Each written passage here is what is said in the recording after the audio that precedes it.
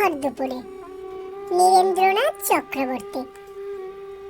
ওই যে অশ্বত্থ গাছটি, ও তো পথিক জনের ছাতা। তলায় ঘাসের গালচিখানে আদর করে পাতা। চড়ছে দূরে গরু বাছুর গাছের তলায় শুয়ে। দেখছে রাখাল মেঘগুলো যায় আকাশটাকে ছুঁয়ে। থলের মধ্যে বোঝাই করা শুকনো খড়ের আঁটি। নদীর ধারে বাঁধা কাদের ওই বড় নৌকাটি।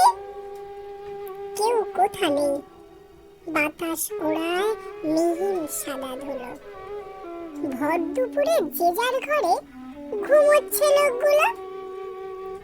শুধুই কি আর মানুষ ঘুমোয়? যে জানে সেই জানে, আঁচল পেতে বিশ্বভুবন ঘুমোচ্ছে এখানে।